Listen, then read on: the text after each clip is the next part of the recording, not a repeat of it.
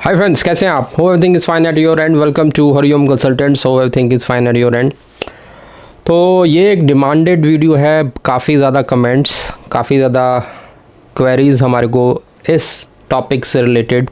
I hope जब आप देख रहे हैं वीडियो तो आपसे ज़रूर रिलेट करता होगा।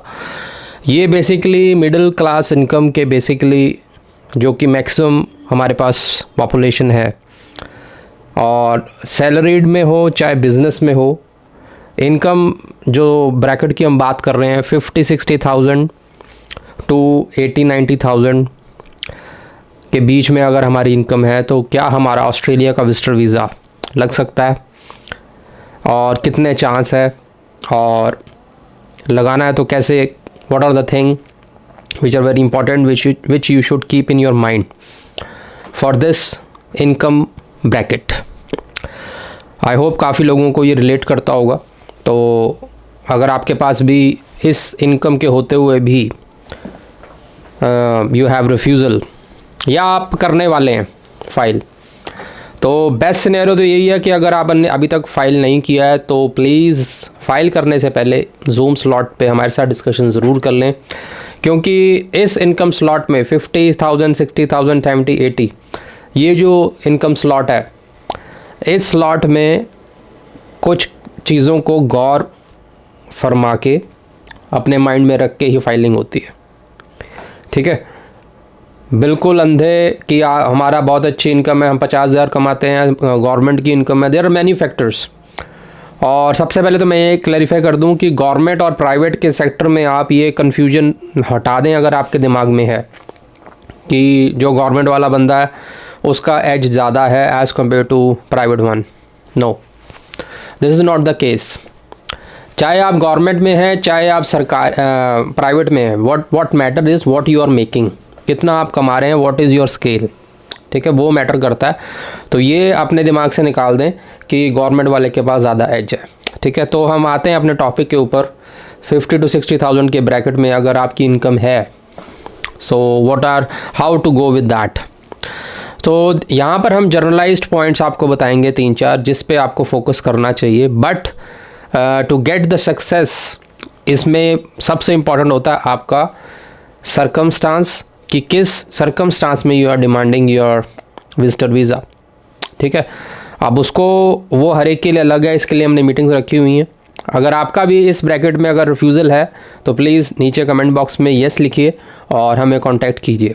तो स्टार्ट करते हैं आज का वीडियो। तो पॉइंट नंबर 1 मैं आपको बताता हूँ कि अगर इस ब्रैकेट में आप हैं तो सबसे इंपॉर्टेंट पॉइंट इसमें क्या रहता है, वो चीज़ आपके पास होनी ही चाहिए, then you have chances of getting the visa. तो इसमें सबसे नंबर 1 पे आता है इमूवेबल एसेट्स।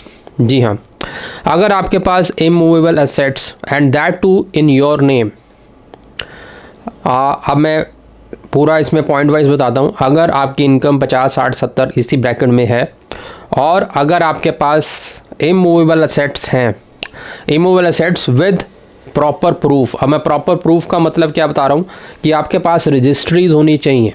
ये नहीं है कि आपने एक सीए रिपोर्ट बना ली, उसमें वैल्यूएशन लगा दी, प्रॉपर्टी आपके नाम पर है ही नहीं, आपने प्रॉपर्टी दिखा दी लेकिन उसके पेपर्स आपके पेरेंट्स के नाम पर हैं, तो that is not going to work. तो इस इनकम ब्रैकेट में अगर आप हो तो प्रॉपर्टी आपके नाम पर होनी मस्ट है। अगर आपके पेरेंट्स के नाम पर है या किसी और के नाम पर है, हस्बैंड वाइफ के आपस में है, then that is a different scenario, वो हम डिस्कस करेंगे। अगर आपके नाम पे डायरेक्ट नहीं है then you should not file on this income bracket independently in the tourism stream. तो ये पूरी लाइन आप समझें। अब इसमें मैं आपको बता रहा हूँ कि टूरिज़्म वाले लोग जो सिर्फ घूमने के लिए ही वीज़ा लगाते हैं, ये उन पे एप्लीकेबल है। ठीक है, अगर आप घूमने के लिए ऑस्ट्रेलिया वीज़ा लगा रहे हो और आपके पास ब्रैकेट आपकी ये इनकम ब्रैकेट है और आपके पास कोई रिलेटिव उधर नहीं है and you don't have even property in your name, तो इस बात का अंडरलाइन कर लीजिए कि आपको अपने लेवल पे तो वीज़ा नहीं लगाना है। अगर लगाओगे तो आपको रिफ्यूज़ल मिलेगी। बात हम मेनली ऑस्ट्रेलिया के कर रहे हैं। ठीक है, तो इस सिनेरियो में आगे इसको कैसे करना है, अगर आपकी ये इनकम ब्रैकेट है, आपके प्रॉपर्टी भी नहीं है, तो उस पे ऊपर आपको सरकमस्टांस क्रिएट करना पड़ेगा। हमेशा कहते हैं हम 2 चीज़ों पर वीज़ा ग्रांट होता है।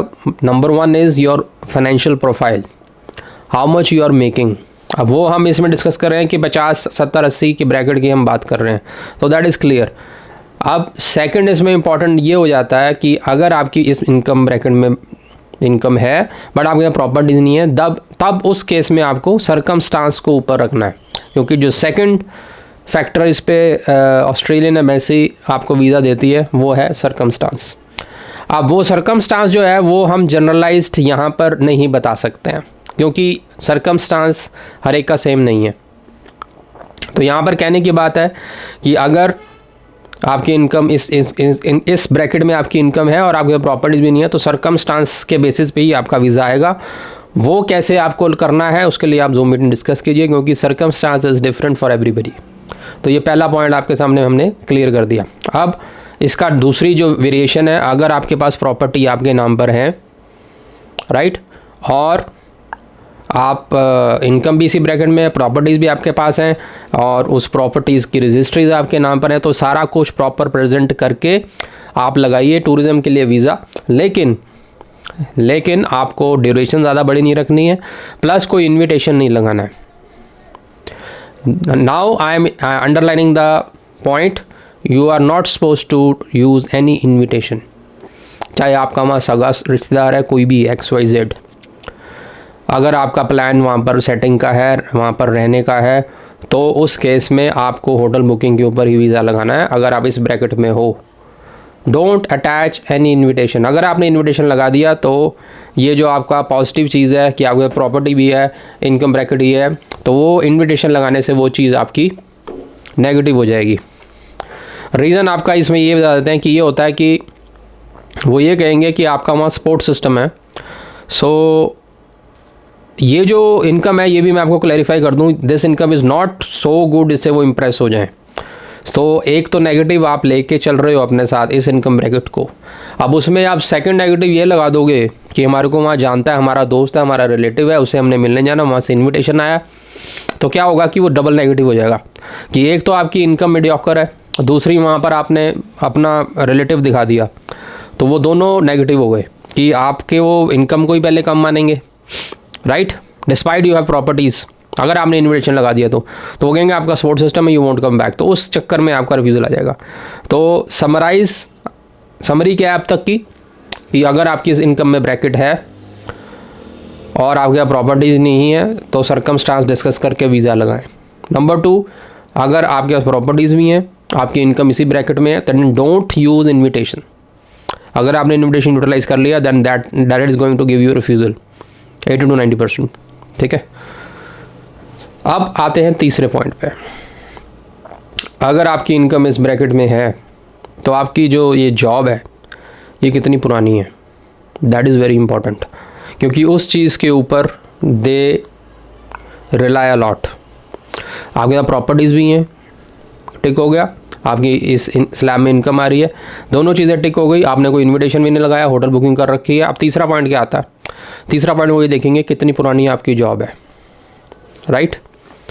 अगर आपकी जॉब कम से कम 4 साल पुरानी है इसी ब्रैकेट में, then you are good to go. Otherwise अभी लगी है, साल ही हुआ है, then that is negative, then again circumstance will win. So for that you have to discuss the case. Circumstance पे ही आपको वीज़ा मिलेगा, सिंपल अपने लेवल पे। इस सिनेरियो में अगर आपकी नौकरी 1 साल ही पुरानी है तो you should not file, you will get the refusal. ठीक है, तो ये तीसरा पॉइंट हमने आपको क्लैरिफाई कर दिया कि कितनी नई जॉब है, कितनी पुरानी जॉब है। ठीक है, 3 पॉइंट क्लियर हो गए। अब चौथा पॉइंट आप पर ये होता है कि what are the family ties if you have this income bracket. तो अगर आप सिंगल ही हो, काफ़ी लोग ऐसे आते हैं जो इस इनकम ब्रैकेट में फॉल करते हैं, बट उनका वो सिंगल होते हैं, अभी मीन्स आपकी अभी शादी नहीं हुई है और आप इस ब्रैकेट में, आपके पास प्रॉपर्टीज़ भी हैं, राइट, आपके पास ये इनकम ब्रैकेट भी है, आपकी जॉब भी पुरानी है, ये सारे टिक हो गए, बट आप सिंगल हैं। तो this is the 4th point which is negative in you. Yes, it is negative. इस इनकम ब्रैकेट की हम खास कर बात कर रहे हैं, इससे अबव ब्रैकेट में है तब ये चीज़ लागू नहीं होती है। ठीक है, ये हमने पहले डिस्कस किया हुआ है। इस इनकम ब्रैकेट के अंदर अगर आप फैमिली मैन नहीं हैं, आप सिंगल हो, then again circumstance will take you to the Australia. ठीक है, तो these are the 4 points which you always keep in mind if you are in the this income bracket and you want to get the visa. अगर आप visa लेना चाहते हैं Australia का, तो ये 4 पॉइंट मैं फिर से समराइज़ करता हूँ। पहला पॉइंट है कि इस इनकम ब्रैकेट में अगर आप हैं, आपके पास प्रॉपर्टीज़ नहीं है, देन सर्कमस्टांस के बेसिस पे आपका वीज़ा आएगा। नंबर 2, आपकी इस इनकम ब्रैकेट में इनकम है, आपके पास प्रॉपर्टीज़ भी हैं, तब उस केस में आपने इन्विटेशन कोई नहीं लगाना, होटल बुकिंग में आपने करना है। ठीक है। नंबर 3, आपकी जॉब नई नहीं होनी चाहिए, अगर वो नई है then again circumstance will win. And last, अगर आप फैमिली मैन नहीं है then also circumstances will help you to get the visa. और so these are the 4 points which you always keep in mind अगर आपकी इस इनकम ब्रैकेट में income है। अब समरी में इसमें अगर आप ये सोच रहे हैं कि हमारा वीज़ा आएगा ही नहीं, that is a very wrong thinking. इस ब्रैकेट तो क्या है, इससे कम ब्रैकेट में भी हमने वीज़ा लिए हुए हैं। सर्कमस्टांस ऐसा है, अगर आप सिर्फ सर्कमस्टांस के ऊपर बात करें तो सर्कमस्टांस तो आपको 20,000 की सैलरी, इवन सैलरी नहीं भी है, स्टूडेंट है बंदा, उस पर भी सर्कमस्टांस विन करके उसको वीज़ा दिलवा देता है। तो सर्कमस्टांस में इतनी पावर है। अब उसको यूटिलाइज़ कैसे करना है, किस ओकेजन पे करना है, किस टाइमिंग पे करना है, किस रीज़न की वजह से आप दिखा रहे हैं, वो मैटर करता है पूरी स्टोरी में। अब वो हर एक का सेम नहीं हो सकता, इसलिए हम उसको एक मतलब पर्टिकुलर सर्कमस्टांस पे डिस्कशन नहीं कर सकते हैं। बट जो मेन फैक्टर है जिसने वीज़ा दिलवाना है वो सर्कमस्टांस है ऐसी सिचुएशन में जो हमने आज टिक करे। सो सर्कमस्टांस इज़ द किंग अगर आपकी इस इनकम ब्रैकेट में या इससे कम इनकम ब्रैकेट में इनकम है तो। बाकी जो आपके माइंड में क्वेश्चन है कि मुझे वीज़ा मिलेगा, मेरी इतनी इनकम है तो ज़रूर मिलेगा, ऐसा कुछ नहीं है कि आपको इस इनकम पे वीज़ा, ऐसा थोड़ी होता है कि सिर्फ जिनके लाख लाख रुपए या 2-2 लाख रुपए या बिज़नेस प्रोफाइल हैं वही जा रहे हैं बाहर। नहीं, ऐसा नहीं होता, उससे ये मीडियोकर भी जाते हैं लोग। But what is the thing, circumstance matters. ठीक है। अब यहाँ पर भी एक चीज़ और क्लैरिटी आपको दे दें कि सर्कमस्टांस अगर आपने लगाया तो पेशेंस ज़रूर आपने रखनी है। ये हम हमेशा हर एक वीडियो में रखते हैं। ये नहीं है कि आपने सर्कमस्टांस भी लगा दिया फिर भी आपके माइंड में पेशेंस अब तो आ ही जाए। कई बार ऐसा ऑफिसर भी आ जाता है जो आपका सर्कमस्टांस को कंसीडर ही नहीं करता। वो अगर कोई लड़की आ गई, ladies officer are very large in number as compare to males, और उनका इतना रहता है they don't go into such details. तो हो सकता है आपका सब कुछ लगाने के, और ख़ासकर इन दिनों में जो अब रश वर्क चल रहा है, इस टाइम बहुत रश है फ्रेंड्स। जो वीज़ा 15 दिन एवरेज लेता है उसको 22 दिन लग रहे हैं सिंपल विजिटर वीज़ा पे। और जहाँ तक फैमिली स्पॉन्सर्ड की बात है, आज का लेटेस्ट अपडेट दे रहा हूँ, today is 3rd of December, 60 days का आ रहा है। 90% of the files are processed in 60 days, और ये 60 डेज़ वर्किंग डेज़ हैं। सैटरडे संडे ऑफ होता है, और कोई हॉलीडे आ गई तो वो भी ऑफ है। ठीक है, तो इतना रश है तो these days. So anyways, hope आपको वीडियो अच्छा लगा होगा। लाइक शेयर सब्सक्राइब ज़रूर करें, अपना केस डिस्कस ज़रूर करें। और meeting is paid because free का कुछ नहीं मिलता है, और टाइम इज़ मनी, हम आपको टाइम दे रहे हैं, and in that we are taken a small token of money. 590 rupees is the charge. कहीं बार आप वर्ल्ड में हैं, you can connect with me. 90 rupees is GST 18%।